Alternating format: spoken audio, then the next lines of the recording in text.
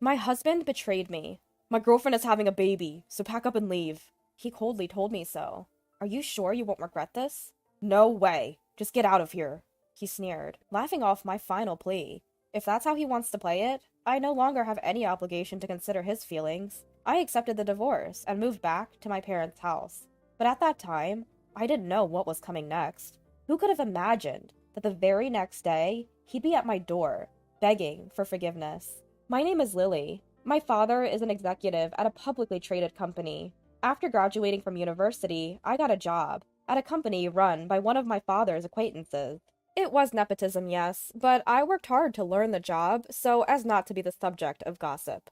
Eventually, my colleagues and seniors began to accept me. I even started to enjoy my work, spending my days in a fulfilling way. Meanwhile, my father seemed worried that I, being totally devoted to work and lacking any romantic relationship, was living a one-sided life. He introduced me to a man named John, who was the most capable among his subordinates, and arranged a dating between us. John is the most successful young man in the team. No, it's all thanks to my superiors and seniors who guide me. My father and John seemed to trust each other. At first, I agreed to date John out of respect for my father, but as I got to know him, I began to think that marrying him might bring happiness. As we went on several dates, I admired how he took the lead. Yes, I was gradually drawn to John. Once my father realized how I felt, he encouraged our marriage. John, honestly, what do you think of my daughter? Well, I am dating her with the intention of marriage. Everything progressed smoothly after John announced his intention to marry me in front of my father. Every time they met, my father and John would happily discuss wedding venues and plans for a new home. Seeing my father like this made me feel that getting married might not be a bad idea. Before our marriage, John gave me a condition. I want you to quit your job and become a full-time housewife. I was reluctant to give up my beloved job, but I really wanted to marry him, so I decided to accept his condition. As soon as we got married, John's attitude towards me changed. To be honest, I didn't want to get married this early. I couldn't believe what I heard. Huh? But you were considering marriage. That's why you agreed to meet me. I only agreed because your father asked me to. I can't refuse my boss's request, can I? John continued with a frown. With your father so enthusiastic, how could I refuse to marry you? Besides, marrying you should secure my career advancement. So you married me for a career advancement? Of course! Why else would I marry a boring woman like you? He scoffed. I was left speechless. I had quit my job and had no income. I had lost my confidence and couldn't retort. Eventually, he stopped coming home and began to frequently go out drinking. When I asked where he was going, he simply said, "It's none of your business." From the perfume he smelled of when he came, it was clear he was seeing women nearly every night. Yet, he showed no signs of having an affair with a particular woman. It was probably just business-related. I convinced myself. As the wife of a capable man, I thought I had to tolerate this kind of behavior. I tried not to think about it as much as possible. Still, it was a fact that I was struggling with a marriage full of forbearance. I wanted to spill all my troubles to someone, but having quit my job and distanced myself from my friends, I had no one to confide in. If I turned to my family, my father would surely worry excessively, and it might affect John's work. I had no choice but to suffer in silence. Around this time, John was promoted to a division manager at an unusually fast pace. I was glad I hadn't brought up anything strange to my father. Hearing about his promotion was a relief to me. With the promotion confirmed, John had been in good spirits at home lately. Although he still rarely came home, the reduction in his sarcastic remarks and criticisms alone was a blessing. However, I realized that John's cheerfulness was not only due to his promotion. While he was in the bath, I accidentally saw a notification on his unlocked phone. I had so much fun today. I miss you already, even though we just parted. I'm looking forward to our sleepover this weekend. It was a message filled with heart symbols. A message clearly from someone he was having an affair with. The text read, "This weekend is a sleepover." He had told me, "I won't be home this weekend due to a business trip." After confirming John's infidelity, I checked the name of the sender. The sender of the message was someone named Kathy. Afterwards, I decided to find out who Kathy was. Fortunately, John seemed to have no idea that I knew about the affair. He continued to exchange lovey-dovey messages with Kathy without even setting a lock on his phone. From their messages, I was able to determine Kathy's address and full name. Kathy Brown? The name rang a bell, but where had I heard it? As I was desperately trying to remember, a photo of the two of them was sent to John's phone. When I saw the picture of Kathy, I inadvertently let out a gasp. Kathy was the daughter of the president of one of our clients. I had met her once at a company party, and her flashy dress had left a deep impression on me. I couldn't believe that John's affair was with Kathy. It was hard to believe, but the photo, name, and place all matched. There was no doubt about it. But Kathy, I remember the rumors about her. I had to tell John the truth. I told him I had something important to talk about and asked him to come home early. Unusually, John came home without protest and started talking before I could say anything. "I actually have something to tell you too," John said with a solemn look on his face. "My girlfriend is pregnant, so I've decided to leave you and be with her." What? He had taken the initiative before I could talk to him. His girlfriend must be Kathy. But she's pregnant? To my surprise, he said, "It's already decided. I've always been appeasing your father, but after meeting her, I realized how pointless my marriage life with you was. She is the one who's suitable for me, not a woman like you who has nothing to offer. She has everything." "So, you're divorcing me?" "Yeah, that's right. You need to leave this house." I asked John, thinking it was my last chance. "Are you sure about this? You won't regret it?" At that, John burst out laughing. "Regret? There's no way, right? Let me tell you something good.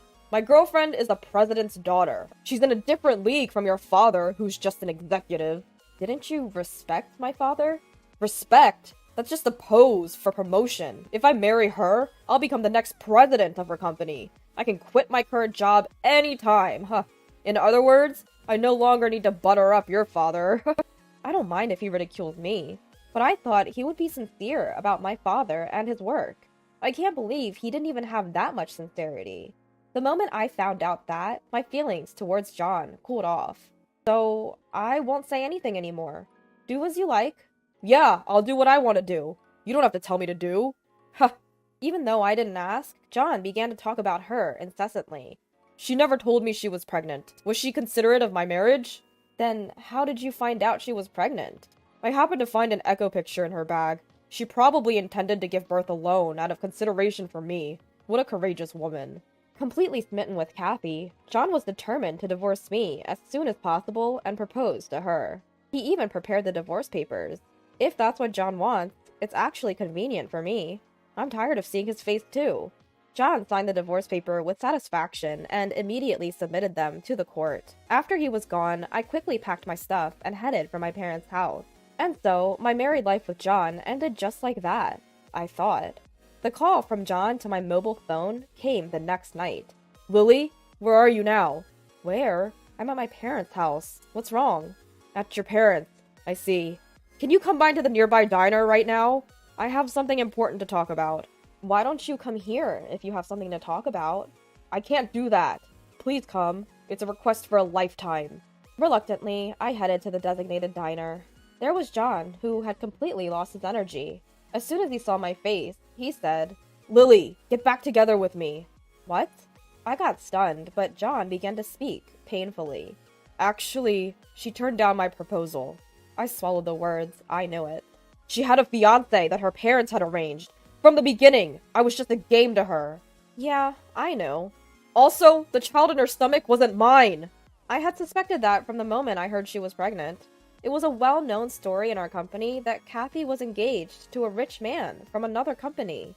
When I found out that Kathy was John's mistress, I tried to tell John about it, but before I could, John quickly dumped me and tried to switch to Kathy. There was no obligation to kindly tell him the truth. Knowing this would happen, I kept silent all along. "Kathy chose me as a playmate because I'm a married man, thinking there would be no strings attached. When I told her I divorced my wife, she coldly brushed me off, saying, 'Are you an idiot?'" I don't feel sorry for John, who was depressed. He brought it on himself. "Well, you can't compare to a rich young man, can you?" Then John looked at me in surprise. "How did you know that Kathy's fiancé is a rich young man?" I told John that Kathy is the daughter of our company's client. No one in the company doesn't know that Kathy is engaged to a rich young man. I never dreamed that you and Kathy were having an affair. "You knew? Why didn't you tell me?" "I was going to tell you when I noticed you were having an affair with Kathy, but before I could, you told me to get out." "Was that the important talk at that time?" "That's why I asked. Don't you regret it?" You scoffed at me and answered, I don't. Remember? So I was relieved and able to easily tell my family the reason for the divorce. Huh. Did you tell this to your father, too? Of course I did. What have you done? It's not too late yet. Take back what you said. Tell him it was a mistake. Don't be foolish. It's too late. Dad is furious. Well, you don't care what my dad thinks about you now. That's not true. I'm telling you, I want to make amends. It's too late. I have no intention of starting over with you. I refuse to be with a man like you, who changes his marriage partner based on his parents' title. But, besides, your true nature is already exposed to my father. I've told him everything, including when you said, I can quit my current job anytime. Is that a lie? Actually, my father said, if so, I don't mind if he resigns right away. But I thought I could get into Kathy's company at that time. Haha, you're full of regrets. I told you to listen to my advice. I really regret it. So, could you give me another chance? Looking at John begging for another opportunity, I coldly declared, there are no more chances. It's your responsibility to take charge of what you've done. I added more fuel to the fire while John was feeling down. Oh, by the way, I finished reporting to my parents, so please, leave our house soon. What? You've been telling me to get out, but that house is what my father bought for me. The title should be in my name. Wait! I'm in trouble if you tell me to leave. Either way, you're going to move out soon. So what's the big deal? What do you mean? Let me see, you haven't been informed yet. You are being removed from your post in New York. What did you say? You're being relocated to a remote area. At least be grateful that they didn't fire you. My father, who was furious about my divorce, took a quick action. He immediately arranged for John to be transferred to a remote area far from New York. It was also a well-known department for layoff candidates. That's a mix of private and public issues. That's not true.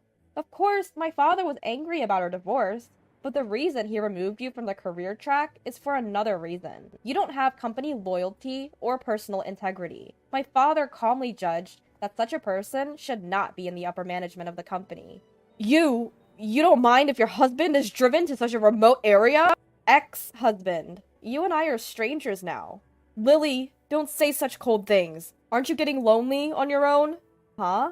How naive can you be? You've been saying that you've been putting up with our married life, but it's the same for me. I've been turning a blind eye to your verbal abuse and affairs because I didn't want my father to be sad. I feel refreshed now that I'm released from that. Lily, don't say that. Help me. Shut up. Do your best in your unwanted duties in the remote area. I left my seat without listening to his words, and I left the diner without looking back once. I was wondering why I had been with such an insincere and pathetic man until now. Afterwards, I got help from a lawyer introduced by my father and got division of property. John, who wanted to hang on to the company somehow, paid the full amount immediately by using up his savings. I was grateful that I quickly received what I could get and completely cut ties with John. He, who had his savings depleted by the payment of damages, seems to be leading a rather simple life in the remote area. The most successful young person? That was a thing of the past. There's no trace of him now, and he seems to have aged all at once. On the other hand, I have been living a leisurely life since I broke up with John.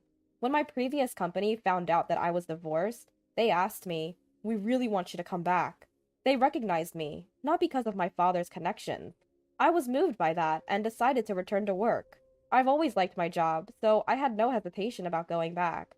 Perhaps because my father feels guilty about introducing me to a good-for-nothing man, he keeps bringing me potential suitors. But I'm turning them all down. If a good person appears someday, I might feel like getting married. But for now, I just want to enjoy this fulfilling single life a little longer. I returned to work and worked hard, so I have plenty of money. The life of enjoying both work and private life to the fullest seems to continue for a while.